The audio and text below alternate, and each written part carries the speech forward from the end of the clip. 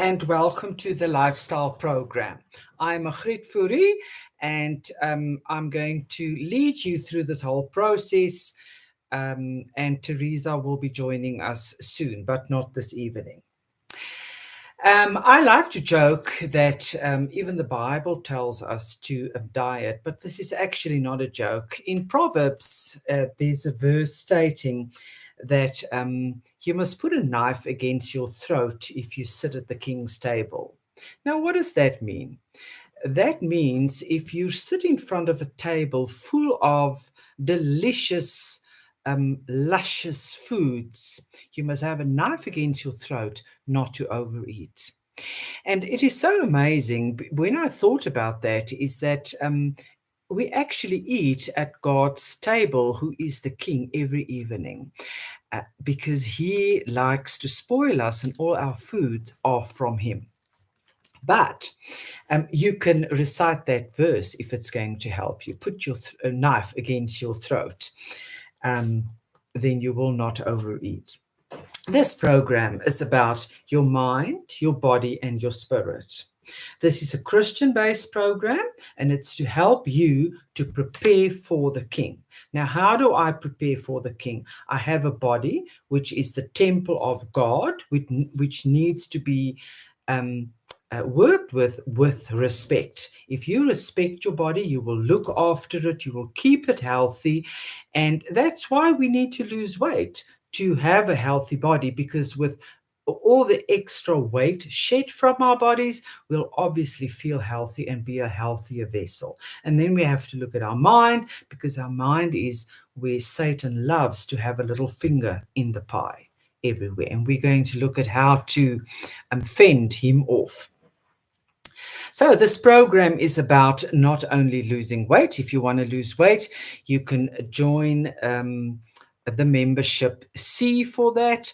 It consists of 2 natural products. It's 2 shakes. One is a meal replacement. The other one is that you drink 20 minutes before 2 meals, and that is going to help you to build a healthy body and help you to process all your foods.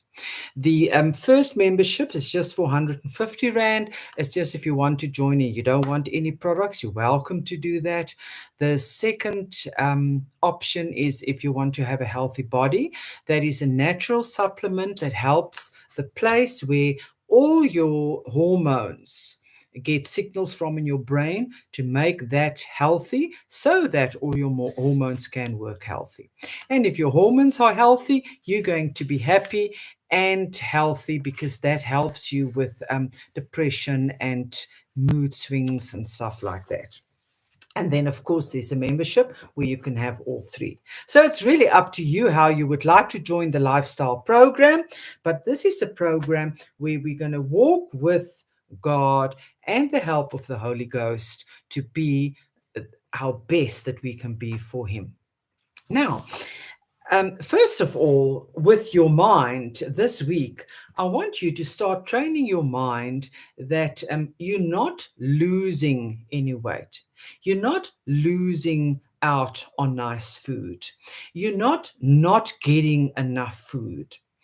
You see, these are all the things that our mind tells us, because that is where Satan is. Remember, he doesn't want us to prepare for God. He doesn't want us to be prepared for God at all.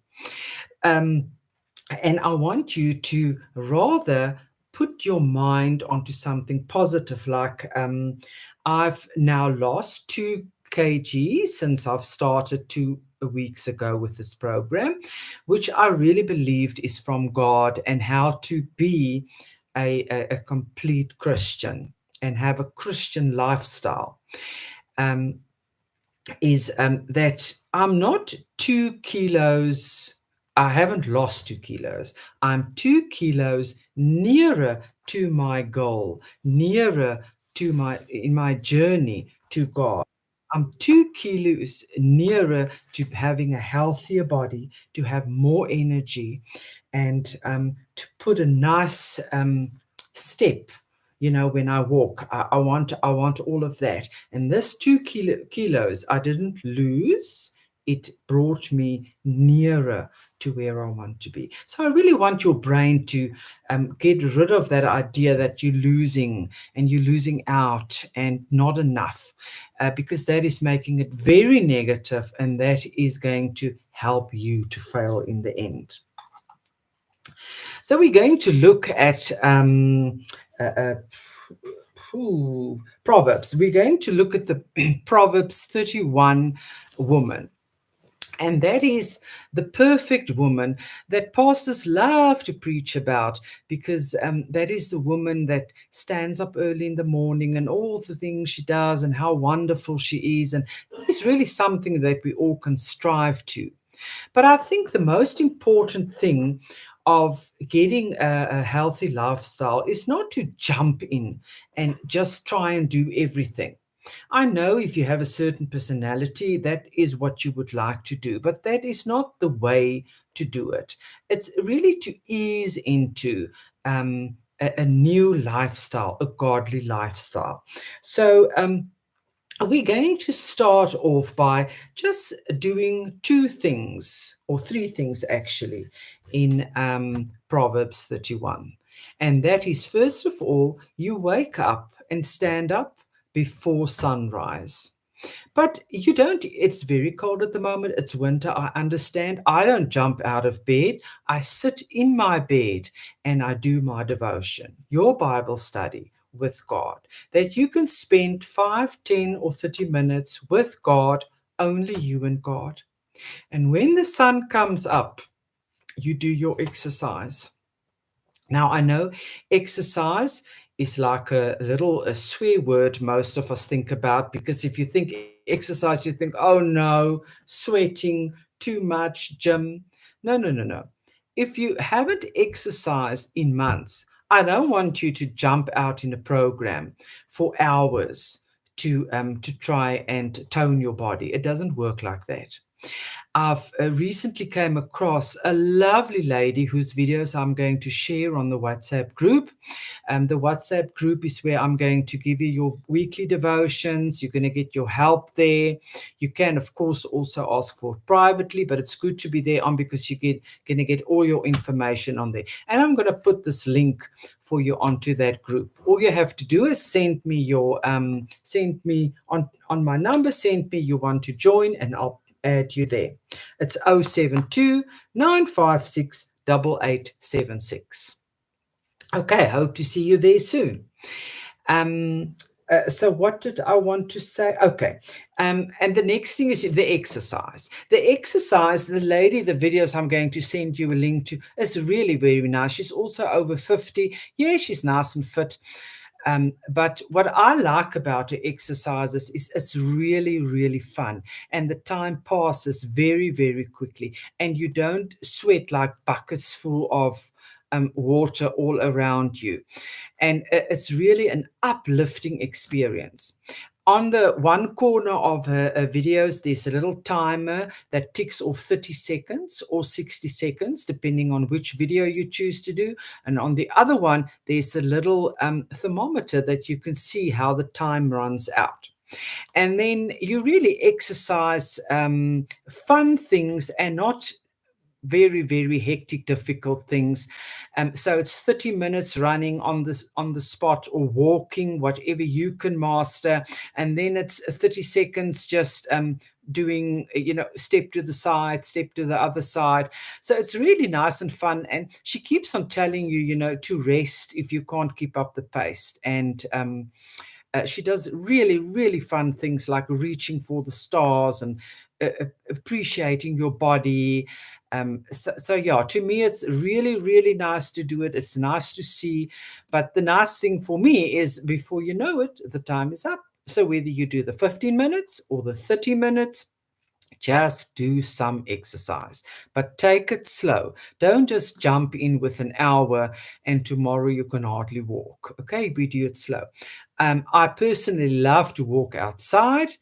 I'm on a farm, so I walk about 2 kilometers a day. I love doing that with the dogs. It's my own personal time.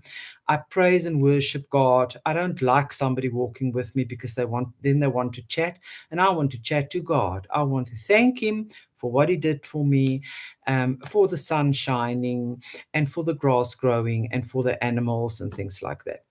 So it's really up to you. It's just too cold at the moment to walk outside. But you can choose your exercise, what you want to do.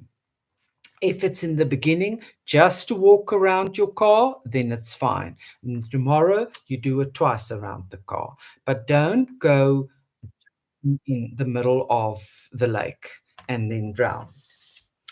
Okay, so that's the one thing we need to do. And then try and go to bed every evening at the same time. Why do I say that? Because if your body get used to a certain routine, then your body will also be happier and healthier. It's easier for your body, and you need to get enough sleep, because enough sleep helps you to be healthy. And that's what the end goal is really here about.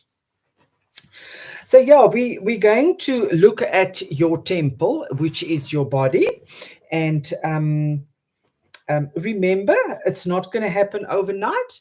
And this is not a diet plan. This is about eating right. So try and get an eating plan that works for you. So if you just in the beginning wants to start halving your meals and what you're used to doing, that is going to work for you.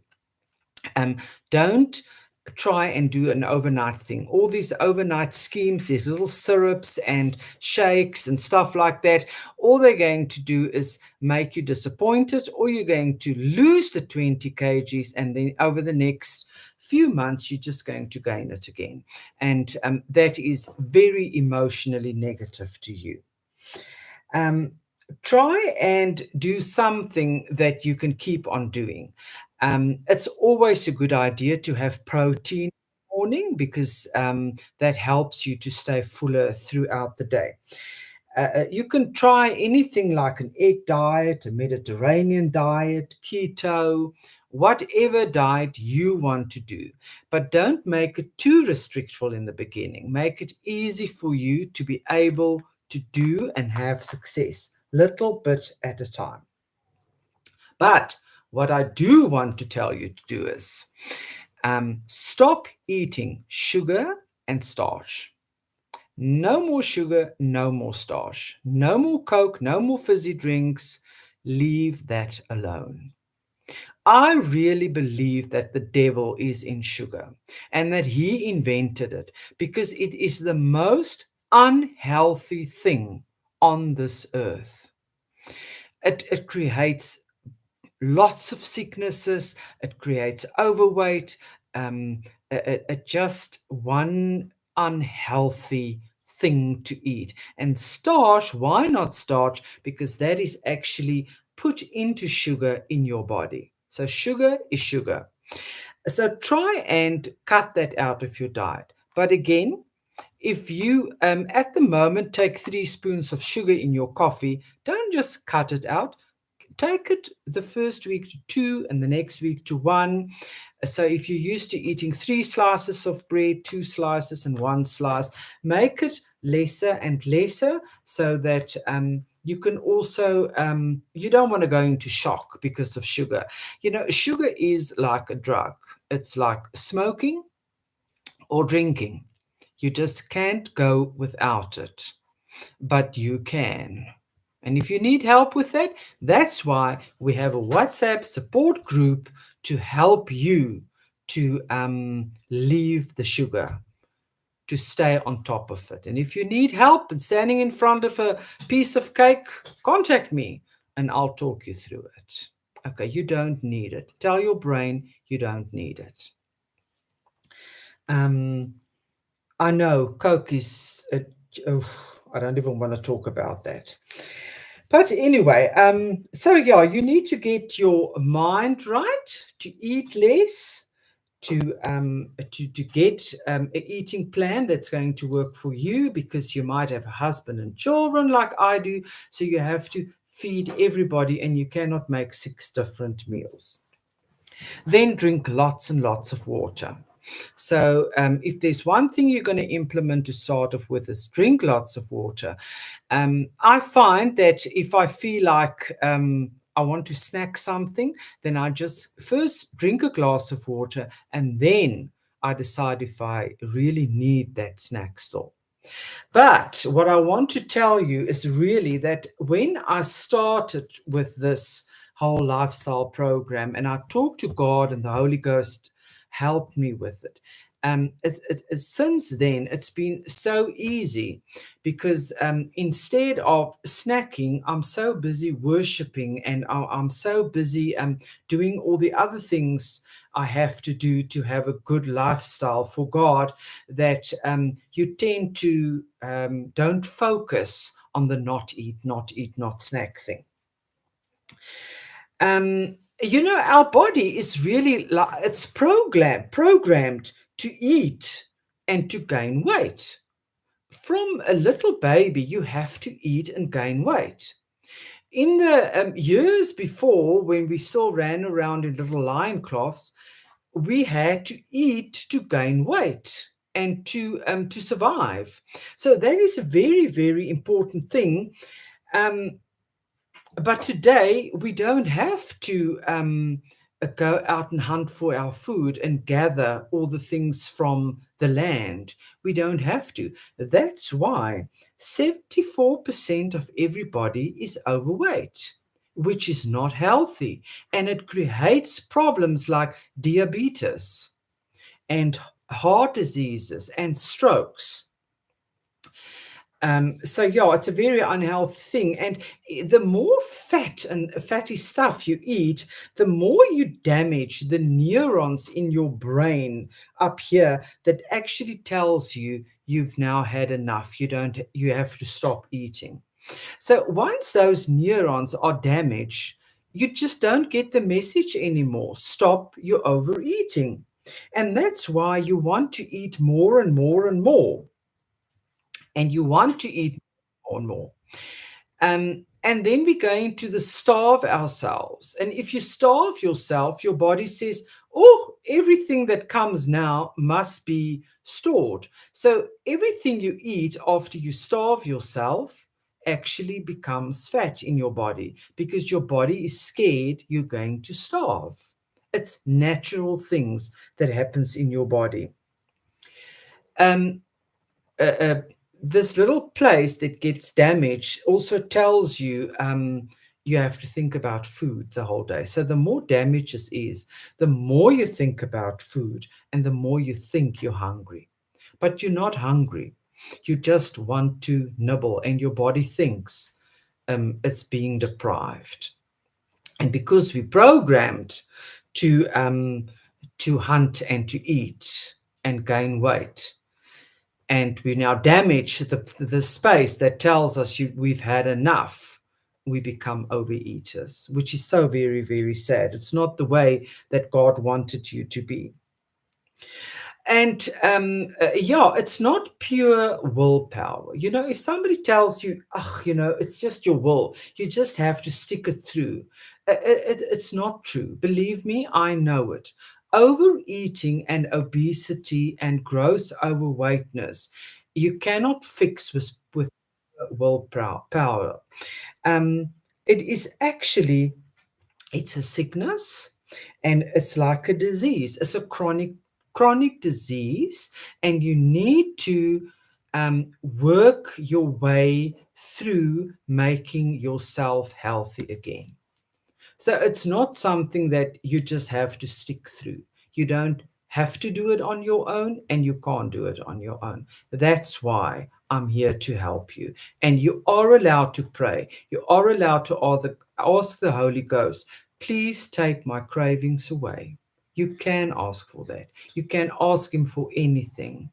It's um, it's not against Christian religion to want to lose weight and to do it on the right way. And the Holy Ghost will help you by doing that. So, yeah, we have to stop, ask for help, and then walk the walk. And there's going to be times that you're going to cheat, and there's going to times that you're going to be very cross with yourself, but it's okay. It's life. It happens. It's not a sin.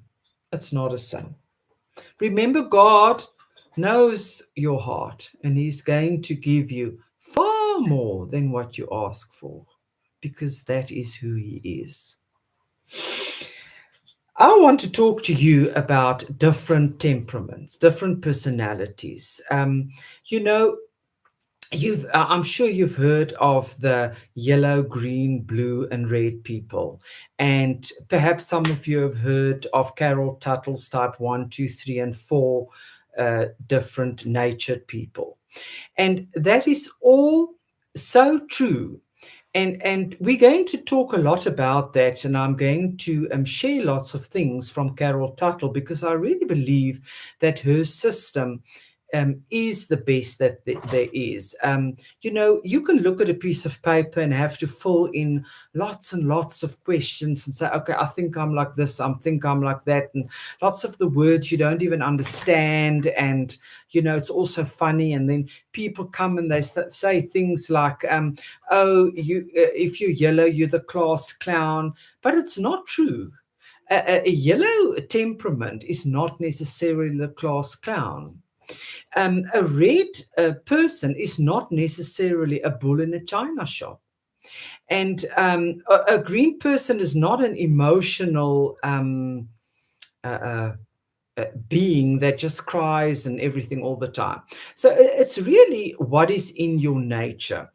And the reason why we need to know that is, first of all, how to handle ourselves, to understand that we're different from one another, and how to work with other people and to understand that they're different from us. Now, tonight, I want to tell you about the different types and how they eat and how they overeat and snack. Because if you can point yourself at which one you are, it's so much easier just to rectify it. Now, please just remember, by just these questions, you can't say, okay, now I'm a green because that's the way I eat.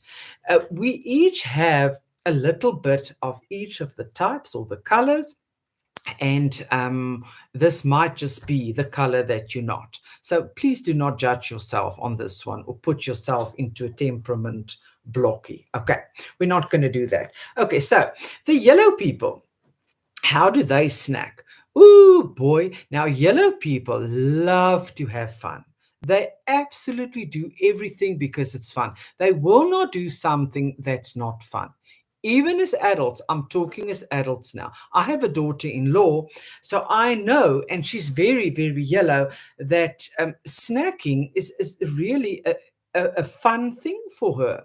Because if she watches a video, or she's busy scrapbooking, it's fun for her, and she loves to snack on popcorn or cookies, or whatever she can get her hands on that's fun for her, or she considers as fun. Remember, everybody's fun is a different thing. Somebody might think it's fun to snack on chocolate, somebody else think popcorn is the thing to eat, or drinking warm soup. It doesn't matter. So your yellow person is really about having fun. And to them, it's fun to snack. Okay, so they'll keep on doing it, and that can be their downfall. Now, your green people is your more emotional eaters, and they love to eat things that feel emotionally nice. And they also normally like to dress in softer clothes, because they like the feeling of that. But your green person will eat things like a donut, or a cream tart, or a milk tart, or a soft white chocolate, just because it's soft and nice, and easy on the palate. Okay, so they'll eat even if they're not hungry, but just because the donut is standing there, and they like the texture, the emotional feeling they get from eating it. And then you get your red. Now, I'm a red person, so this is absolutely true. A red person loves to either starve themselves until evening, and then they'll snack and eat everything they can lay their hands on while cooking. And even though they're full, they'll still eat their meal. So, red tends to overeat and overstarve themselves. It's also because red wants to lose 20 kgs and they want to lose it yesterday. So if you red, remember you cannot lose 20 kgs and you cannot lose it by yesterday. You have to actually stick this out. Okay. And then blue is the very structural kind of person. And if they like oats and cream in the mornings, they'll eat it for a snack and for lunchtime, and then again in the afternoon and in the evening, and perhaps before they go to bed, which is not healthy. On the other hand, just because they like it and it works for them, they can go on for days like that. It's not healthy because you need a variety. So, what is the solution here? The solution is to have your meals prepared or packed the day before or in the morning. See what you're allowed to eat or want to eat in the day. Divide it in your lunch boxes or your 3 different meals and your snacks. And that is what you're allowed to eat. And when you, like the red person, will then have to have a snack, okay, because it's snack time now. Set an alarm for you, because it's not good to starve yourself and then overeat. Then you go into this thing of your mind saying, I've got to store all of that now because I'm really, really starving. I think I'm going into a drought. Okay. And the blue person needs to do it so that they don't just eat the same thing. And the green person needs to do it because otherwise they'll see all these other things that they feel emotionally attached for. And the yellow people need to do it so that they can actually, and yellow need to be warned by this, sit and eat your snack. Stop doing it while doing something else. Bond with your food and eat it and have fun doing that. And don't make it a fun activity to eat while doing something else. So I really hope that that helps you with this whole process um, of eating, and knowing who you are, because it's a natural thing. It's your nature. It's what you do, and that's why you do it. And you have to try and just overcome it, not by not making it fun or emotional, but by making it healthy. That's all you need to do. Okay, this week we talk about Esther. Now, Esther in the Bible, if you just get my Bible, Esther to me is like a very old soap opera. I say it's a soap opera because you have a king, a very rich king. You have a very poor damsel from the rural area or the farm area. You have, and she's very beautiful, by the way. And then you have this slimy little guy, Haman. And you have a very old man that really helps this young, beautiful girl from the rural area. So it's all these people together in this hot soap that God wrote for us. Now, part of what I'm going to give you every week is every day you're going to get your devotionals. Let me just get there. You're going to get your devotionals with a few things that you need to do. We'll talk about that just now. But this week, I want you to read Esther. We're going to read Esther 1 to Esther 3, verse 6. And I want you to get yourself a journal so that you can write in your journal what God is telling you about it. Because I can give you lots of pointers what God tells me, but He speaks to each of us differently. So you need to take that information that He gives you and use it for you. Now let's look at Esther. It's really like a little Cinderella story, this whole Esther thing. And you know what? That the word God is not used once in this whole book of Esther, but the power of God is being illustrated throughout this book. And this is what makes it so magical. This whole story is playing off in the Persian, uh, what do you call it? Yeah, the Persian kingship that was there for about 200 years. And at that time, it's about 3 or 4 generations later that Esther was in the story. So she's like the 4th generation Israelite that were caught under the Persian, what do you call it? Yeah, you know what I mean. And she was under the Persian rule, and she was there at that time. And there were quite a few Israelis, but not a lot. But the whole ruling was very strong and powerful at that time. So Ahasuerus was the king, and he was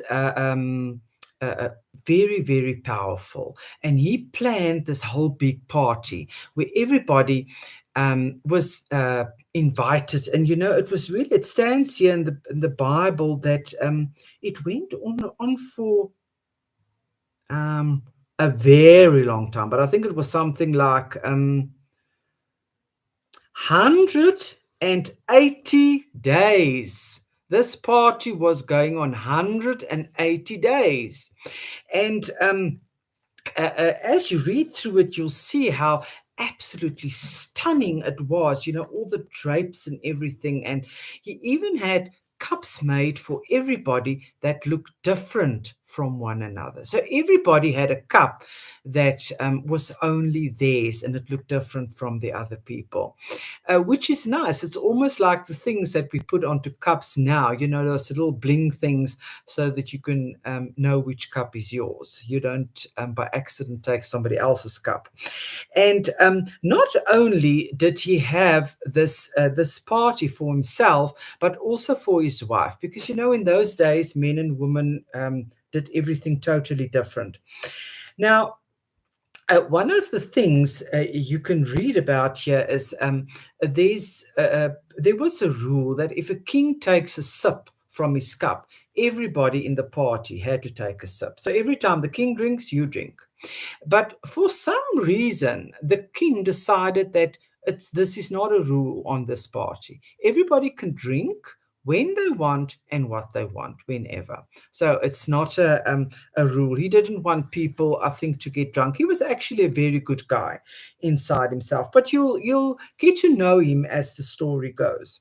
So we've got our hero, the queen, the king, or the queen to be, and we've got all these bad people. It's really a very nice story. Okay, and then you'll see that he got mad, and he banned his wife because she disobeyed him. And then he decided to get all the beautiful girls out in the rural areas or in town that his men could find. They had to bring them into the palace to where all the young girls were kept, separate. And then the girls had to be prepared to come before him.